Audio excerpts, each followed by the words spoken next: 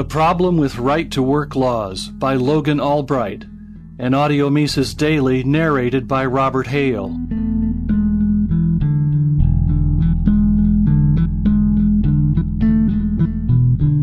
One area where many otherwise correct free market thinkers and libertarians stumble is in the area of right-to-work laws, now gaining considerable popularity across the nation.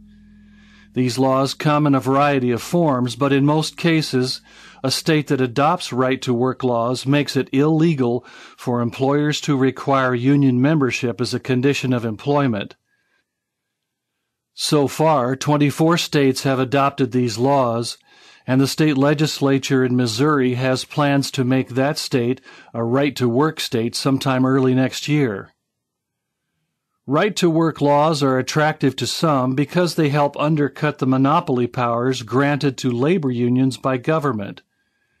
They also appeal to the more pragmatic-minded because of the distinct improvements in economic growth. A recent study by the National Institute of Labor Relations Research found that, over a 10-year period, states with right-to-work laws experienced significant growth in manufacturing output and GDP, compared to non-right-to-work states. This is, of course, the result we would expect from diminishing the power of government-created monopolies, such as those granted to the labor unions.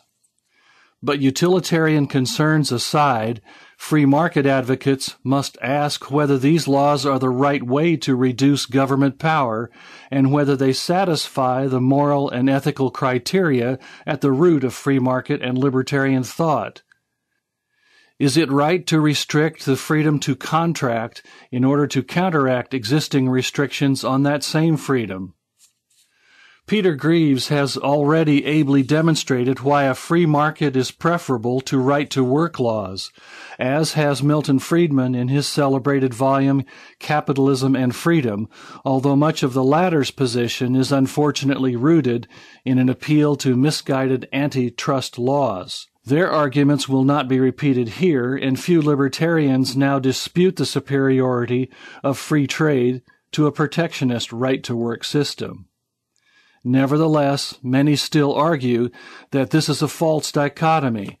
The question, they say, is not whether right-to-work laws are better than the ideal, but whether they are preferable to the status quo, in which unions are supported by government, and if so, shouldn't we support them? The answer to the first question is yes. Thanks to government-granted monopoly power, labor unions have too much power, and the result is a devastating distortion on markets and prices that causes not only unemployment, but also high prices and low-quality services that would not otherwise be sustainable.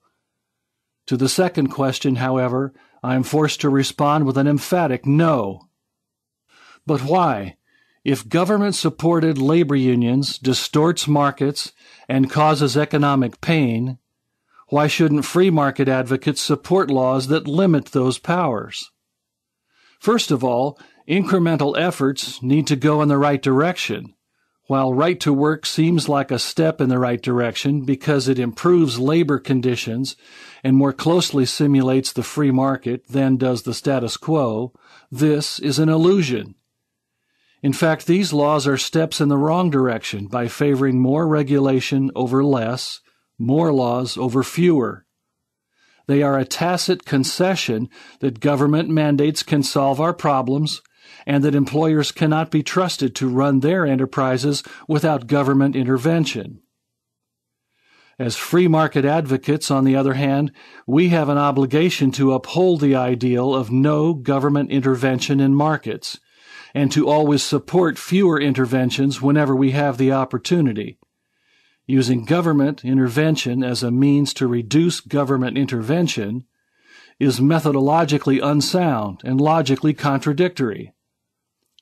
As Murray Rothbard writes in The Case for Radical Idealism, the libertarian must never allow himself to be trapped into any sort of proposal for positive governmental action. In his perspective, the role of government should only be to remove itself from all spheres of society just as rapidly as it can be pressured to do so. There's nothing wrong with supporting incremental change, but we must make sure that we are moving incrementally in the right direction, toward freedom, rather than away from it. Second, the argument I most often hear is that the repeal of existing labor laws is unrealistic, and while it would undoubtedly be a first best solution, the only chance we have of making real change is with a second best solution of right-to-work laws. The only reason that repealing old laws is unrealistic is because everyone believes it is unrealistic. By conceding that bad laws cannot be repealed, we prevent anyone from ever trying. If popular demand was strong enough, laws would be repealed, and if activists and scholars didn't give up the fight before it had even begun. Those who argue for pragmatism ensure that the only practical direction is the wrong one, or as William Lloyd Garrison wrote, gradualism in theory is perpetuity in practice. Third, while the devotion to principle over pragmatism may not yield results in the short term, or may even result in apparent backsliding, the long-run goal is very different.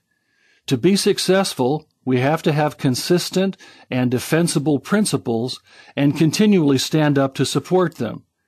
If we argue selectively for the use of more regulation to fix those areas we don't like, we undermine the end goal.